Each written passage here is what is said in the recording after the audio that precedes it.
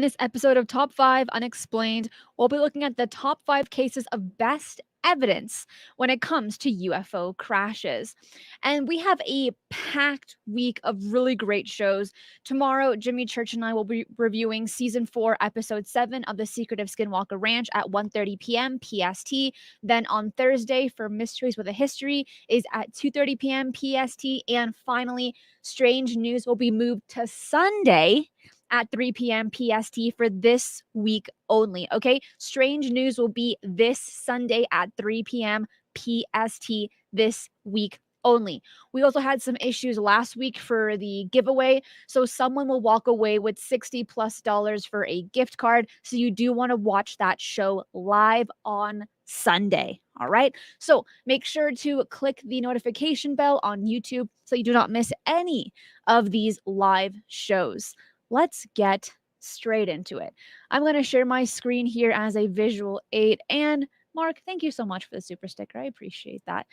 Let's share this because I got some pretty cool crash retrieval stories for you. Maybe some that you've heard of and maybe others that you haven't. This picture right here is merely a visual aid, because the first one we're going to mention is Fort Dix, New Jersey in 1978. So in the heart of New Jersey, an eerie calm descended on Fort Dix one cold winter's night in 1978. Soldiers stationed there performed their duties as usual, oblivious to the spine-chilling encounter that lay ahead. The clock ticked on, counting down to an incident that would become a chilling legend in UFO history: the uncanny event at Fort Dix and McGuire Air Force Base.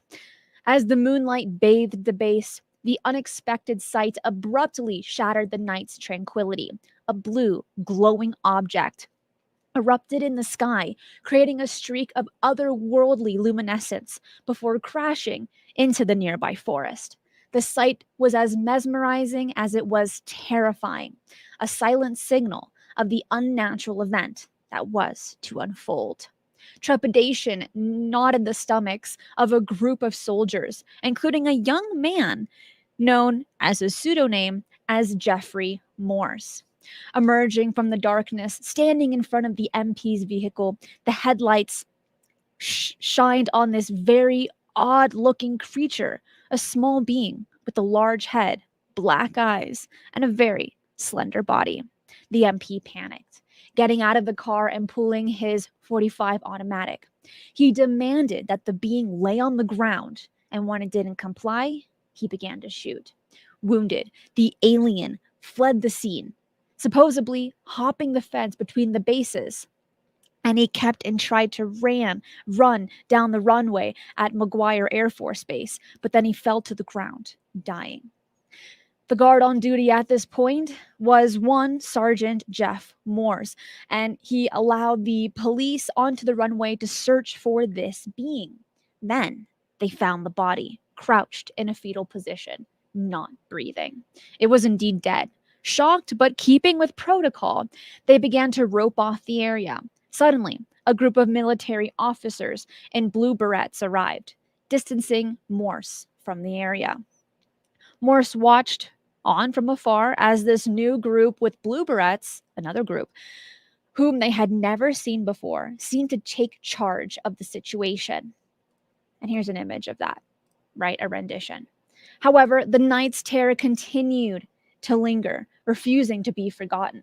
And Morse, troubled by the horrifying encounter, finally unveiled the bone-chilling account in 1984. And this tale swept through the UFO community, leaving a cold trail of fascination and dread.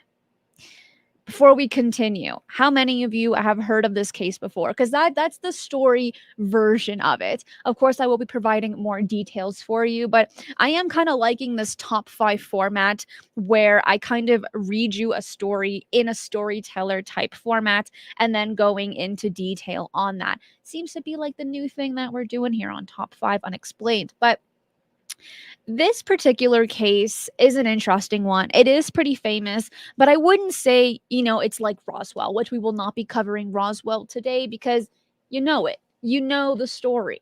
course you do. So that will be not a part of today's top 5. But this is an interesting image here of how people think how this went down. You see a UFO, you see an alien that had hopped the fence, and then you see a little military car right there. But man, he is just so green. He's just vibrating this very vivid shade of green. Now, is that actually the case? Well, UFO researcher Leonard Springfield once interviewed Morse, again, that is a pseudonym, about the being itself. And this is how Morse described it. He said he was never close enough to observe details such as facial expressions or its hands and feet. He did recall that under the glare of the truck's headlights, the skin looked very weird. It had a hairless body. It looked kind of wet and shiny and snake like as well. The entity was about 4 feet in height with a large head, slender torso, thin arms and legs, and overall a grayish brown complexion. And this is a really interesting thing that Morris mentioned, that it looks kind of wet. When I read that the first time, it reminded me of the Varginha, Brazil case that James Fox did a whole movie on. And that's kind of how that story really got famous. It was already kind of sort of known, but it wasn't as well known until James Fox did his documentary. And when he had interviewed those 3 girls that had saw that entity, they described it as looking kind of wet, like secreting some type of sweat, but it smelled really horrible. For Morse, he's also mentioning that it was hairless and it looked wet and shiny. But what's weird about this particular detail that he later on mentions is that it looked kind of snake-like. So I'm going to assume here that it had a type of more reptilian type of skin, maybe dry, maybe we know it's wet, but maybe it could have looked kind of scaly in some aspects. Could it have been molting, right? These are things that my mind goes to when someone uses the word snake-like. Do they also mean that it was super slender in the sense where it could move very flexibly, right? I'm not sure here, but it's amazing that Leonard Springfield was able to interview this man during the time that they were both alive and document that. So that's pretty darn awesome. He continues on that it was 2 days later when Morse and a few other witnesses were shipped off to Wright-Patterson Air Force Base and received intense interrogations. And statements by Morse many years later, he stated that, quote, "They told me about my duty to keep my mouth shut. I signed a form, and it is supposed to bind me for life." Then he was brought back to McGuire Air Force Base, debriefed by his superiors, and the incident was never spoken of again after that. It didn't take long for Morse to start asking around about what exactly happened on that night by other witnesses. And when the word of this got to his superiors, many of the other witnesses were shipped overseas, including Morse, who soon found himself in Japan on desk duty. And to this day, he admits that he's been constantly threatened not to speak of the event and that the military has gone to great lengths into keeping him quiet, including personality and professional attacks, making it difficult for Morse to find employment in the law enforcement sector. That aspect is nothing new. A lot of people, a lot of famous stories that have come out of people that have collected debris, have had witness sightings or encounters, and those that kind of have decent credentials, they're usually visited by who we would call the men in black, and they're told to be kept quiet. If they do speak out about the incident, they will be ridiculed. There will be a lot of personal attacks along with professional attacks, and many of them do have difficulty finding jobs afterward in that same kind of field that they were originally in. And that's a whole different conversation about the Men in Black, which we can find that show right here on this channel. Jimmy and I go into detail on that and all the aspects of the Men in Black, because there's a lot of speculations. There's a lot of people that have mixed ideas on what these entities are. we're not really too sure. All we have is witness accounts, and even those are pretty short-lived. They're very quick encounters. But if given the opportunity to speak to anyone that's a part of the Men in Black, that would be pretty interesting. I would have my notebook out, I'd have a recorder out, and have a full-blown interview if I could. But from the limited stories that we have, they're not real talkers. They're more threatening, and they want to hear what you have to say about the encounter that you had, and then they tell you to keep it on the DL, to keep it quiet. But this particular case is one that I thought would be a great way to start today's show. Again, maybe you've heard of it, maybe you haven't, but I thought it would be pretty cool to start off with. Have you heard of this one? Before we go on and continue, have you heard of that particular case? Because while you do that, I'm going to pull up another image for our next case right here. This one is also pretty exciting. I like this one. Hello, everyone watching this live. Thank you for coming in during a time, well, I guess after our usual time. Usually the show is at 2. We push it over to 3:30 p.m. PST. So thank you for everyone being so flexible and catching the show live today. And for those watching this on replay, also thank you for watching. And for those listening to this on a podcast platform, thanks for listening. If you want to see the visuals, you can jump over to YouTube. That link is in the description box below. Andres says, I've never heard of this one. I'm glad. That's what I want to hear. I want to give some new cases that maybe you haven't heard of, and cases that you have heard of. I provide new details and you're like, whoa, I didn't know that aspect to it. Hello, everyone.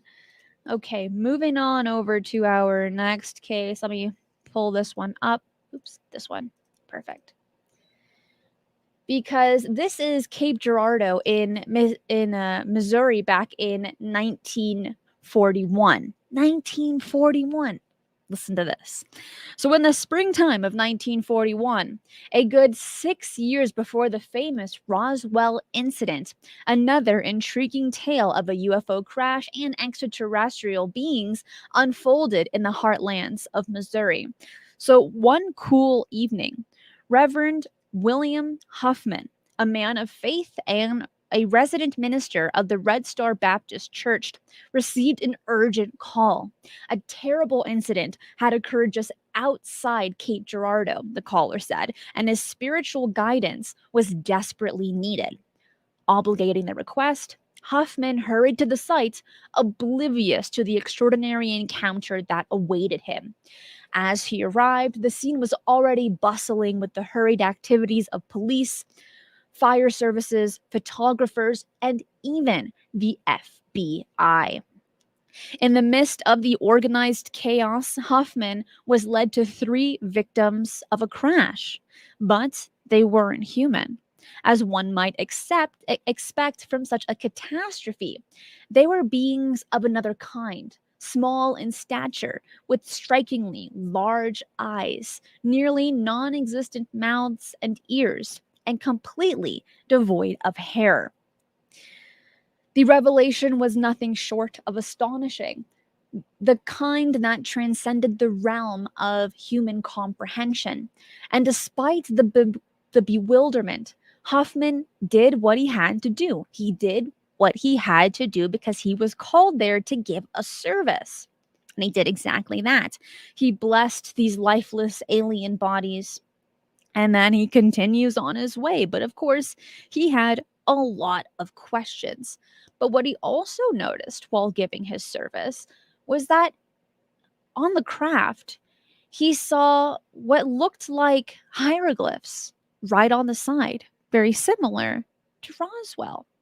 And after things calmed down a bit and Huffman finished giving the creatures their last rites, 2 police officers picked one of the bodies up and held it between them for a photograph.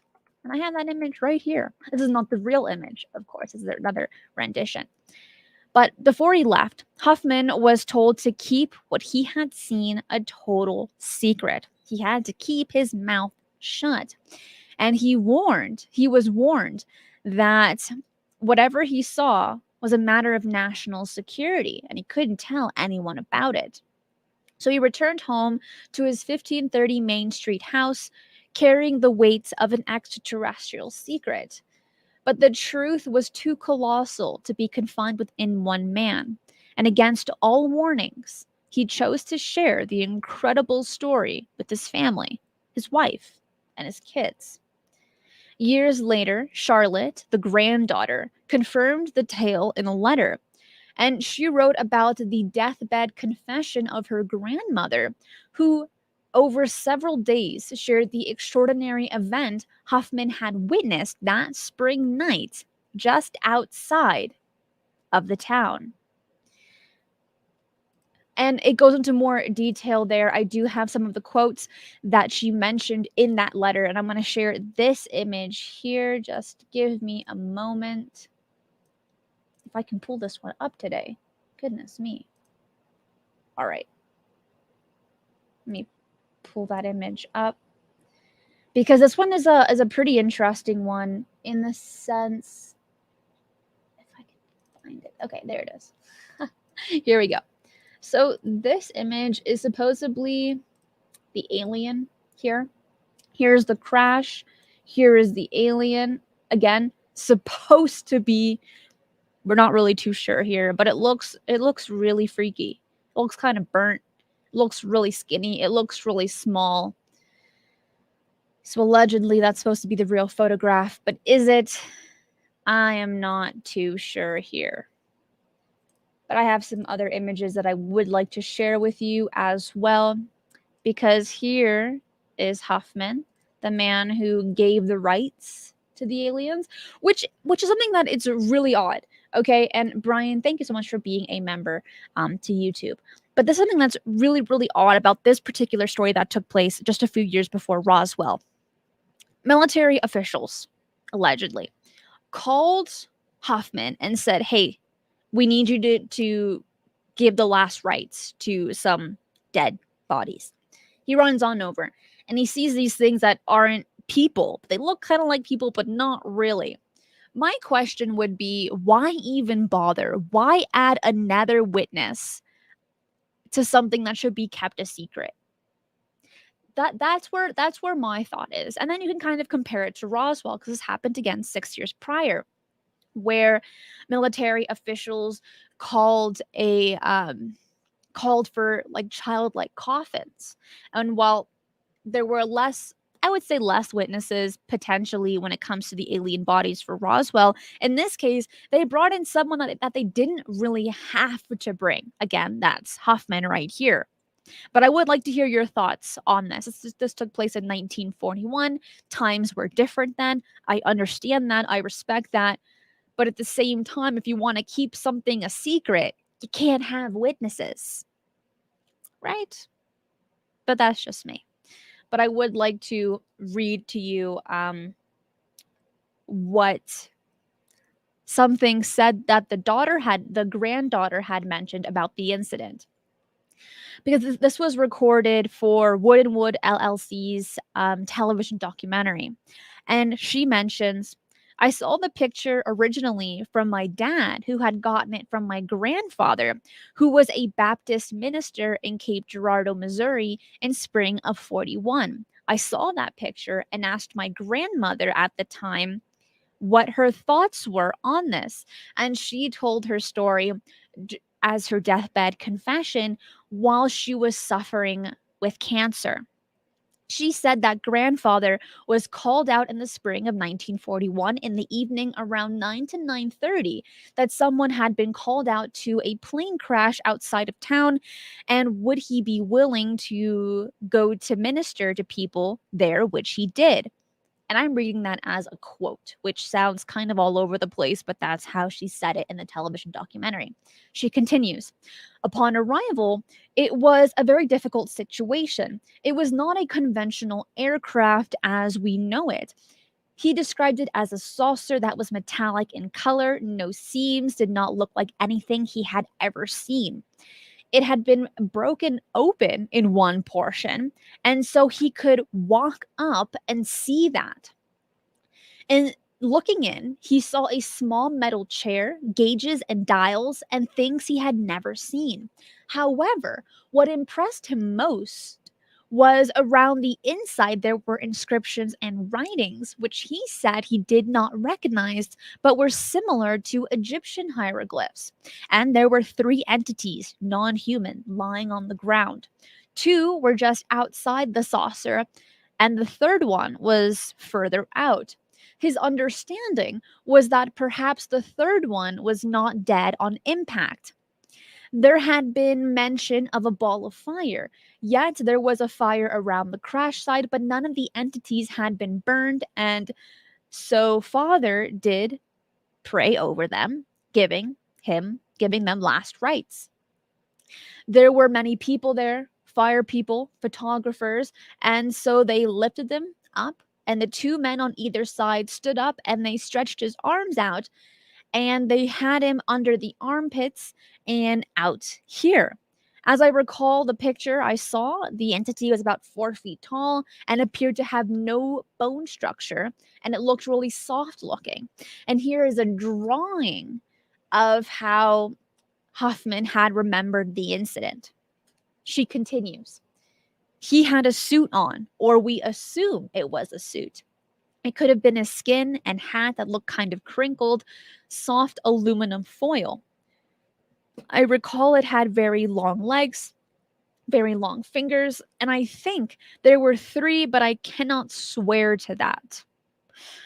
So, again, that was what the granddaughter was saying in a television interview that she was relayed to during the deathbed confession of her grandmother that the husband of the grandmother had told her. So that story had gone through three people before we were able to see and hear that television documentary aspect of it.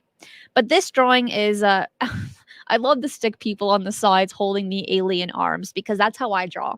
And I think this person did a great job giving them awesome looking hats and stick bodies, but they gave the alien like a full-on structure.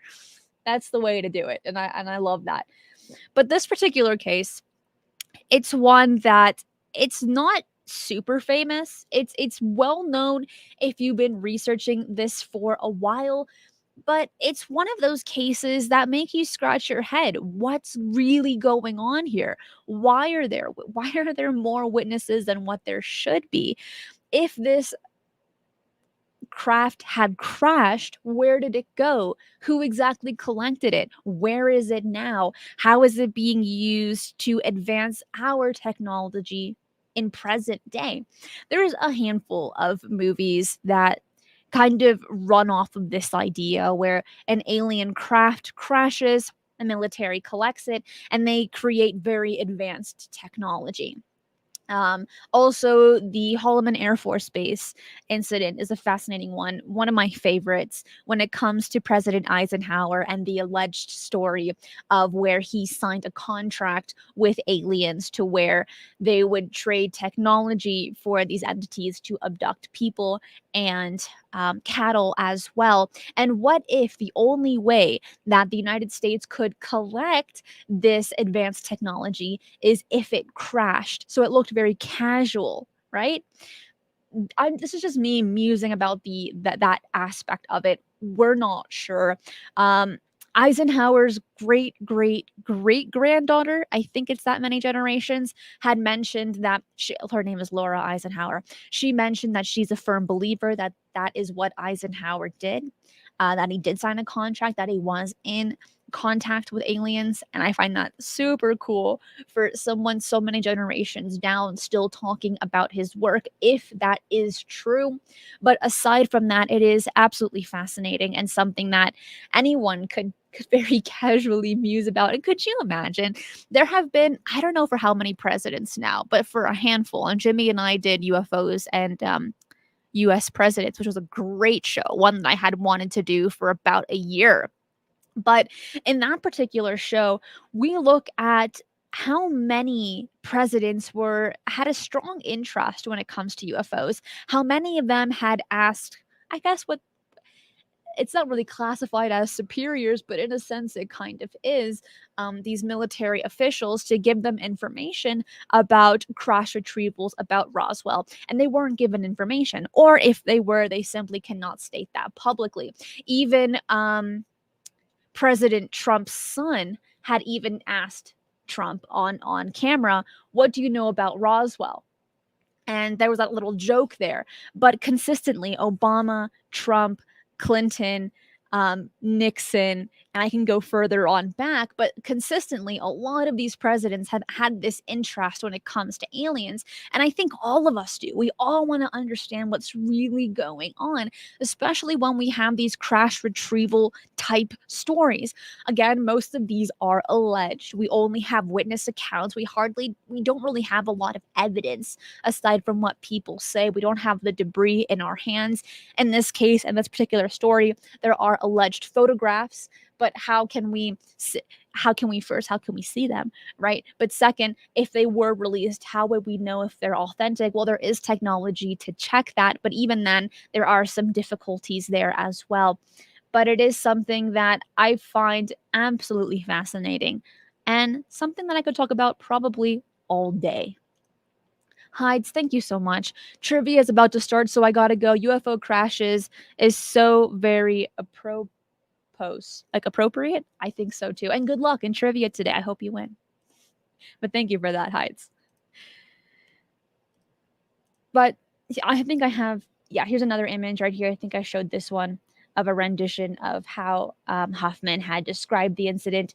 Two men holding the alien's arms wide and getting that photograph, which is pretty cool.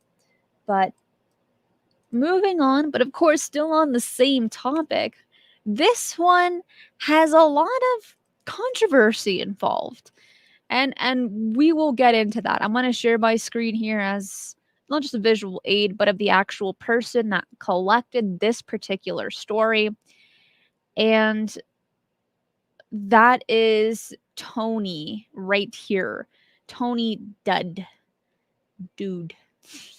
All right, so getting into this. So, in the vast and arid expanse of Kalahari Desert, where time seemed to stand still, a secret was once unburied, and this mystery, hidden beneath the relentless sun and unyielding sands, came to light in 1989. So, on an ordinary day, the droning hum of the South African radar systems were shattered by an anomalous signal.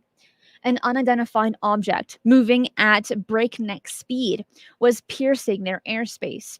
As alarms howled and lights danced, uneasy knitted the brows of the radar operators. This was no ordinary aircraft. It was something beyond their understanding. The UFO's trajectory foretold of a crash, and in the desolate heart of the Kalahari Desert, a fiery comet sheared its way across the desert sky before plummeting to Earth.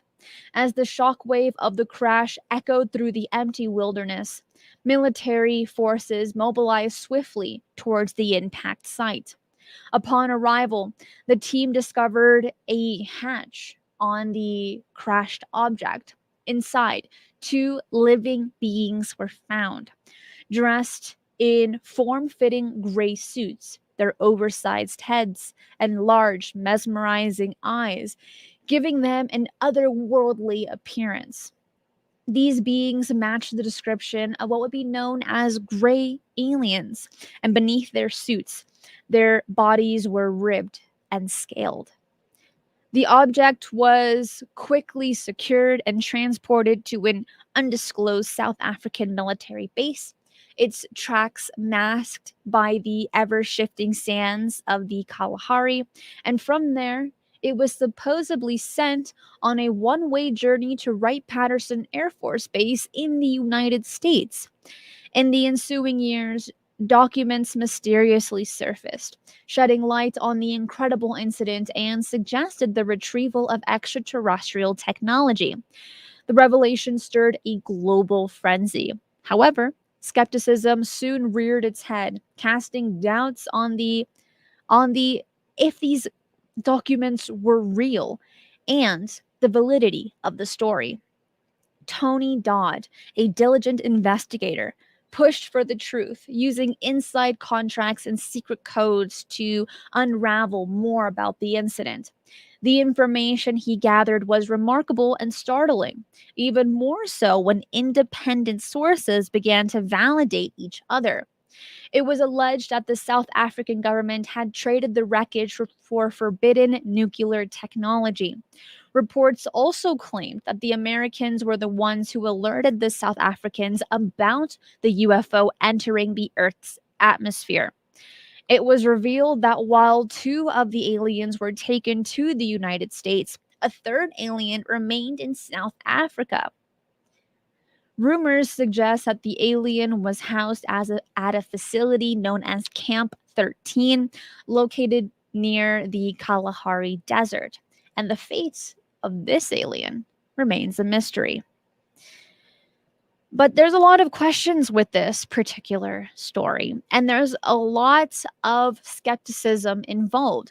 I think one thing that might have caught your attention is while this crash allegedly took place in South Africa, why was the craft and two out of the three alien bodies shipped over to Wright-Patterson Air Force Base in the United States?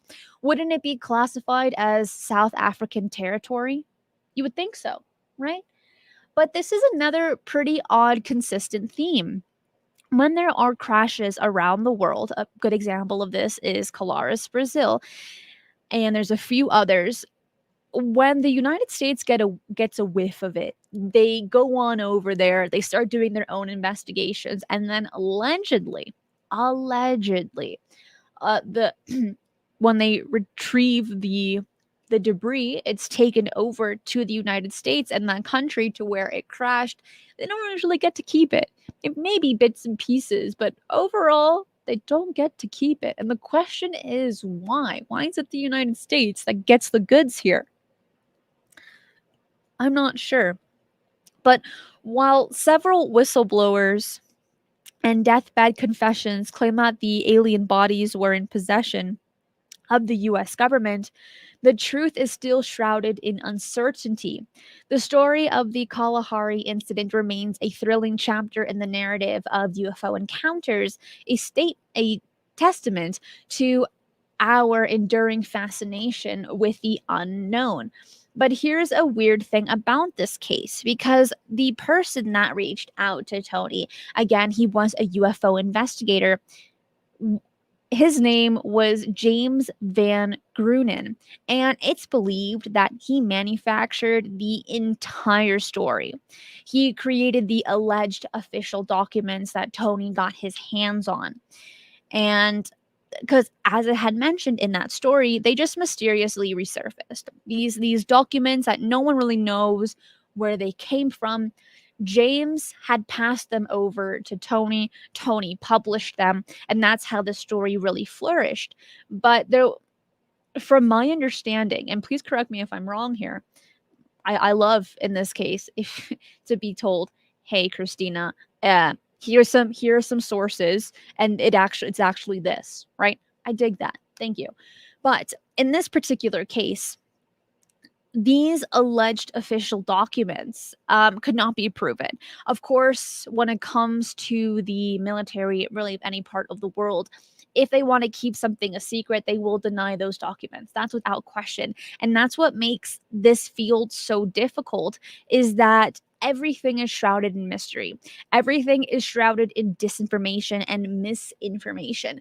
That really, honestly, truly, you're left to your own devices and you just gotta like really feel it out for yourself. And even then, you could be wrong. You could be wrong. But overall, while this story and this phenomenon, the UFO phenomenon, creates a lot of debate, a lot of anger, a lot of arguments, I think overall it forces us to ask the bigger questions. Are we alone? Many of you would say no, of course not. Are we being visited? It's a possibility. People that have had their own experiences would definitely say yes, but it it lets us know that we're just this tiny little speck on this tiny little green blue planet in the vastness of space and the vastness of the universe. Okay? And with that, when we look at these stories, when we look at these mysteries, Of course, we all want the answers. I'm with you. I want to know if this is real or not. I want to see the documents. I want to get my TARDIS and go back in time and witness this for myself. And I know you do as well. But since our TARDIS is currently, being fixed up at the auto shop, we just got to sit here and hope for the best. But we can ask these questions, muse about them, use our imagination, our curiosity, and our intellect as well to remind ourselves that these little issues that we're going through in our lives, these little petty arguments that we might have with a friend or a loved one or someone, some random stranger at the grocery store, it means absolutely nothing. It doesn't. Can you remember an argument that you had 5 years ago, 3 years ago? You probably can't. Unless it was like a really big feud and you broke a few things, then maybe. But aside from those really standing out details, you can't remember those things for the most part. And when we look at these mysteries, again, it puts our lives into perspective. And that's why I enjoy talking about these things, because it takes me out of my little reality that I created, which doesn't exist, and jumping into these mysteries. And I think that for many of those that listen to this show, you can probably agree with me, or at least say, "Huh, you know what? Yeah, I can see that." Or I didn't think about that. That's a decent answer. And some of you might say, "Absolutely not, Christina. You're out of your mind." And that's okay too. I'm not here to judge. I'm not here to throw my bias at you. I'm just here to share my thoughts and to also share information with you that I come across. But I'm off my soapbox now. But with this case, what did you think about it? It's an interesting one. There's not a significant amount of details when it comes to this particular case, but it has to do with crash retrievals, which is obviously very appropriate for today, don't you think? Census says, I remember arguments where I was dodging throwing objects. LOL. It's pretty scary. Been there once. And yeah, you got to dip and dodge, just like the movie Dodgeball, right? Bob and weave. Joe, thank you for that. Mark says, this is a very good perspective on what's really important, Christina. I'm glad that you can agree to that. And for those that don't, let me know why. Let me know why you listen to these shows then. I would love to hear your opinion and your perspectives on these, because we all love a good mystery. We all love a good weird story. But sometimes we just gotta escape the real world for a moment and jump into these unexplained aspects of the world and of the universe as well.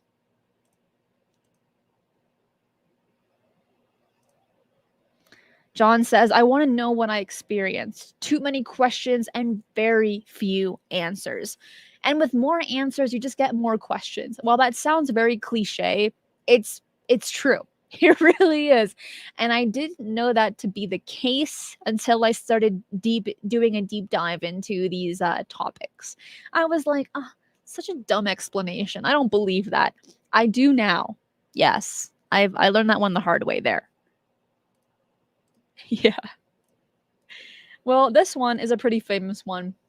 The next one we're going to move to, but we can't skip it. This one's too good.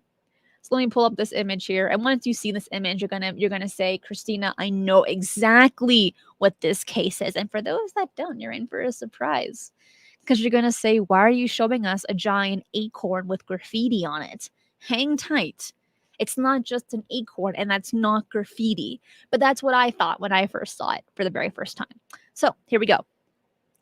In the unassuming town of Kecksburg, Pennsylvania, the ordinary course of life was interrupted one winter evening in 1965. It was December 9th, a day that would etch itself into the archives of UFO history forever, casting a shadow of mystery and intrigue over the town.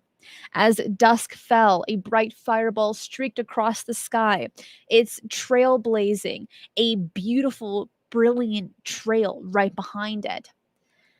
It was seen by thousands across multiple states, its luminous passage unmistakable. Most dismissed it as a meteor, a cosmic visitor burning up in the Earth's atmosphere. But the residents of Kecksburg knew better, and they saw something different. According to their accounts, the fireball didn't just disintegrate and vanish, it plummeted to Earth, crashing into the nearby woods. The impact site revealed an object unlike anything the townsfolk had ever seen, shaped like an acorn, inscribed with strange hieroglyphic like symbols. The object was clearly not of this world. But before they could grapple with the reality of their discovery, the stillness of the night was broken. Military vehicles rolled into the town, their arrival as unexpected as the mysterious object itself. The soldiers, stern and secretive, cornered off the crash site and swiftly removed the otherworldly object. The town was abuzz with whispering speculations and hushed conversations. Had they witnessed the crash of an extraterrestrial spacecraft? Was it a secretive Soviet probe or something even more sinister? But the military remained tight-lipped, offering only a dismissive explanation that it was merely a meteor, they said, nothing more. Yet the residents of Kecksburg knew what they had seen, and their stories continue to fuel speculation and debate among ufologists and conspiracy theorists. Over the years, many theorists have been proposed and scrutinized, yet the truth remains as elusive as ever. You're probably pretty familiar with this case, but maybe I might be able to provide some information that you might not have heard of. So let's get into it. Because as it had mentioned in that brief story, there were thousands of witnesses in Kecksburg, and across multiple states, but specifically in Kecksburg, Pennsylvania. They saw this weird streak and they see this crash, and only a few people, so this is the crazy part. There were a few houses just right outside of the forest that couldn't exactly see the crash, but what they could see were military personnel, trucks using one of the main roads and getting whatever that object was, putting it under a tarp, and then driving away as fast as they could. And that's the wild thing about this, but there is more. And I'll tell you that right now. Because this story was so fascinating that one woman called the local radio station, stating that an object or fireball had crashed into the woods near her home, and she and her two sons saw smoke rising from the trees and a bright object off to the side. So the state police and firefighters soon arrived. And while witnesses believe the acorn came down like a controlled landing instead of a meteor because it was so fast with such an intense crash, but it didn't really look that way. And that is one interesting detail when it comes to this particular encounter, is that while it was quickly brushed off as meteor, like that's all you guys are seeing, there's nothing to see here, it's just a meteor, very casual, blah, blah, blah, blah, blah. Some witnesses were saying, it looked like a very controlled landing to me, buddy. Last time I checked, meteors, they just crash and burn and that's it. But this one right here, this acorn right here, is telling me otherwise. Because it says that some witnesses mentioned that it changed directions. Do meteors do that? Not to my knowledge. But that's just me. And then, as this had crashed, very quickly the military arrived. They checked it out. Firefighters were also called to the scene. Police were called to the scene as well. And right behind firefighters, two men in military came behind this this acorn craft, and they told all of the other witnesses to leave. They cornered off the area and they said, "You can't be here." Right? This is now a security issue. This is national security. You're not able to check this out. You're not able to take a little peek. This is totally off limits. But people had mentioned that it was about 12 feet in diameter. It had no wings. It had no visible motor. And it looked just very similar to this image that we're seeing right here. But as you can tell in black, it has these weird hieroglyphs, which there have been stories when it comes to the Roswell crash and to the one of the first ones that you mentioned, the Cape Girardeau in Missouri as well. They also had very weird looking hieroglyphs.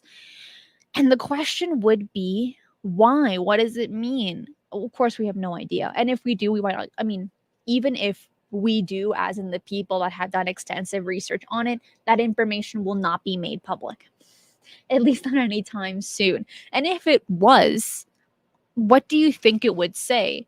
Do you think it would say like the USS Meridian or something, like something that describes their craft? Would it say "We come in peace"? Right? Could it be the secret ramen recipe right outside of their craft? I don't know, but if it was, I would like to get the answer to that. That would be amazing. But aside from that, we can merely assume here that that's probably a name of that probe, of that craft, the same way that we name ours here on planet Earth. We don't actually know. But this case, very, very famous. There's so many documentaries, movies, TV shows that cover this one. But like I said, we just had to cover it. We just had to. But there's one particular person that I would like to cover before we move forward, and that is John Murphy. He was a news director of a local radio station by the name of WHJB, and he was the station's news director, an observer of events, a weaver of stories, and on a fateful day, he found himself looking at the incident, but kind of from afar. So when news broke of the strange object that had crashed in the nearby woods, Murphy's curiosity was piqued, as it should for anybody. And teaming up with a state investigator, he ventured towards the site only to be met with a firm barricade. The woods were off limits, and they were cornered off from the public eye, including Murphy's as well. But he had already managed to capture snippets of the mystery on film and audio, and he saw an opportunity in this enigma and a chance to create an amazing radio documentary. He was like, yes, I got myself the $1 million documentary. In this case, a radio documentary. This is going to go viral. This is going to be amazing. I'm so excited to share it with my fans and then maybe with the world, right? But the strange event, he captures all of this. He ended up naming it Object in the Woods. But there were some details that he didn't share in that documentary that he did share later on as the years progressed. And he was visited by two men in black suits that arrived at the station. And they introduced themselves as government officials and requested a private meeting with Murphy. And this unusual visit was witnessed by his employee by the name of Linda. And what these men in black had mentioned to Murphy was, you're not able to share the audio and video that you recorded. You can, if you really want to share a documentary, that's fine, but you got to take this out, this out, this out, this out, and this out. And those pictures that you took, yeah, those are mine. And he stuffs them in his suit pocket and they walk out. So Murphy did release a radio documentary, as I had mentioned earlier, and it was still called Object in the Woods, but a lot was cut out. And if anything, it really wasn't that interesting. There was nothing really to it that would make it go viral. But if only we could see the real thing. If only we could see the whole documentary, the whole radio documentary, totally uncut. Would it shock us? We'll never know. Point being, we'll never know. And Cassidy, thank you so much for the super sticker and supporting the channel and the RV fund as well. Thank you for that. Yeah, it does look kind of odd. Here's another one. They put a little sign that says Kecksburg UFO December 9th, 1965. There are UFO festivals in Kecksburg as well in honor of this event that took place. There are a lot of people that visit this little statue, and while it looks all great and stuff and big, it's actually kind of small. When you see images with a person in comparison, you would think it would be like this majestic statue, like this amazing thing, and it looks pretty meh. Like, it's okay. And that's pretty sad to say, but I'm going to say it if no one else does. And you can tell it's been painted a handful of times, right? That's a lot of coats of paint right there. And then you have these very interesting hieroglyphs, which again, and I will say this, and it's fine. When I first saw the image, not being familiar with the case, I was thinking, why would someone place graffiti on this acorn? Those were my actual thoughts. And then, of course, when I understood the story, when I understood the image that I was looking at, I thought, okay, this makes a lot more sense, because how are they even able to get that high and put graffiti on it? Because this is like a good handful of feet, 6, 7, 8 feet off the ground. It's pretty high. You gotta be like Bigfoot, right, to do graffiti on that. And now you know. I allowed you to enter my thoughts there. Thanks, Cassidy. Thank you so much. Jess says it kind of looks like a bell too. It does, and there's a lot of speculation, a lot of potential theories when it comes to the shape, which is interesting. That has to do with World War II as well. I think it's literally called the bell, to my understanding. But it's weird, and it's one that is a pretty famous case. But I have one more for you, and this one, when it comes to crash retrievals, it might be my favorite. It's also one of the oldest ones, and another one that most of you are probably familiar with. But let me share an image here, because this is the Aurora, Texas crash that took place in 1897. 1897. Okay, that's a long time ago. But this is one that it makes me smile every single time I hear it. I could hear this one 1,000 times and I still enjoy it. So the sleepy settlement of Aurora, Texas became the Roswell before there even was a Roswell. And the date was April 17th, 1897, a day that will forever be remembered in the archives of Aurora. A strange object from the stars, an alien spacecraft, it was said, came from the sky, crashing violently into Judge J.S. Proctor's windmill.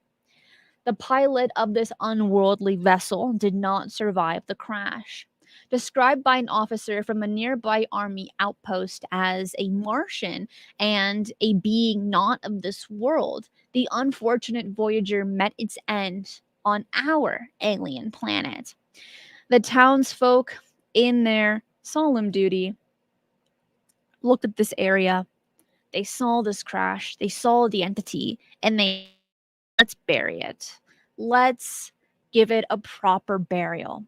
And whispers of a mysterious airship has been circulating across the United States in the months preceding this incident. And then, in the springtime month of April, those whispers became reality as an airship crashed in the unsuspected town of Aurora. The tale that has been passed down tells of the townsfolk discovering the wreckage of the alien craft along with the body of its extraterrestrial pilot. The body, it was said, bore no resemblance to any creature of Earth, but was rather a small humanoid creature of unknown origin. In keeping with their duty, the townsfolk buried this celestial stranger in the local cemetery, while the remains of the spacecraft were never seen again. One of the key accounts of the strange event is a Dallas Morning News article penned by S.E. Hayden, a resident of Aurora, on April 19th, 1897. Hayden's account details the catastrophic collision of the airship with the windmill, which led to its downfall. Yet, there are those who cast doubt on this tale, suggesting that the known teller of tall tales might have spun this yarn in an effort to rekindle interest in this small, pretty unpopulated town of Aurora. And so, this particular story, while it's filled with skepticism, still captures the heart of many. And it's just one that, could you just imagine? This is the time period. It's the 1800s, just peeking over to the 1900s. They see an alien body and they think to themselves, we should probably bury it. We should probably give it a proper burial, just like with Huffman. Okay, at Cape Girardeau, that same kind of mentality. But this was so long ago, 1897, and they were thinking, yeah, let's bury it.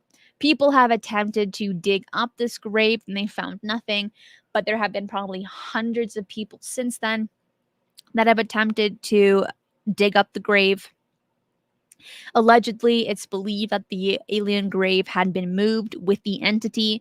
There are other alleged stories that after the burial, people in suits, as we hear consistently, dug up the body and took it to an unknown location. There's a lot of skepticism here. There's a lot of rumors when it comes to this case. I mean, it's so old. It's one of the originals, really, when it comes to crash retrievals. And it's one that was documented in the Dallas Morning News as well, a news article, which is crazy.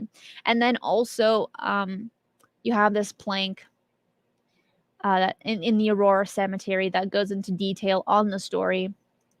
And then here is the news article that was published in 1897. So in any of these locations that we've mentioned today, if you're in the area, go visit. Go have a good time. Take some pictures. Post them online. That's the world that we live in now. And I would like to see those images. You can tag me on Twitter at eyes_on_the_skies for if you visit any of these locations and you take an image. I would love to see them because I would like to visit these locations. And when I get the RV and travel the United States, hitting all the UFO and paranormal hotspots, I will be traveling to these types of locations as well, documenting it and taking you on the journey with me. But here is how the news article goes. The airship, which has been sailing through the country, the craft suddenly appeared over Aurora at around 6 a.m. local time on April 17th, 1897. It was much nearer the Earth than ever before, and evidently some of the machinery was out of order. The ship subsequently collided with the tower of Judge Proctor's windmill and went to pieces with the terrific explosion, scattering debris over several acres, kind of like Roswell. The pilot, presumed to be the sole occupant, was killed. Examination of his remains indicated that he was not an inhabitant of this world. T.J. Weems from nearby Fort Worth, whom Hayden described as the United States Signal Service officer at this time and an authority of astronomy, suggested that the pilot was a native of the planet Mars. A funeral was planned for the alien on April 20th. Papers found on his body after the crash contained writings in some unknown hieroglyphs, which, according to Hayden, appeared to record the pilot's travels. Hayden noted that the ship was made of an unknown metal. Now, I would absolutely love to see images, any kind of images, of those papers that were on the alien's body, of those hieroglyphs. Does it match the hieroglyphs at Kecksburg? Does it match the hieroglyphs at Roswell? Right? There's been a consistent amount of crashes where there's this really strange writing. Even Rendlesham as well. There have been these weird patterns, shapes, and hieroglyphs that we don't have an understanding of what they mean, but it's a consistent theme. It's the same kind of thing that if we were to have a lot of probes traveling the universe, right, and some of them crash because they're so far, who knows, whatever reason, right? They have weird writing to some natives of other parts of the world, of other parts of the galaxy, excuse me, right? They would think, what does this mean? What's going on here? And for us, it's just the name of the probe, just the name of the ship, and that's probably it. And then a few other like extra details that don't mean anything to them, but mean things to us when we have to like fix things up, like when it says fuel on the side, right? Things like that. To them, they would think it's just unbelievable, and they will do what it takes to attempt and decipher what those to them hieroglyphs mean.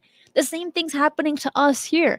It could be something so mundane, something so simple, but we're so fascinated with it because it is classified and it is in the category of the unknown. That's why it catches our interest. And I came across this article actually last week. I'm just going to very quickly touch on this.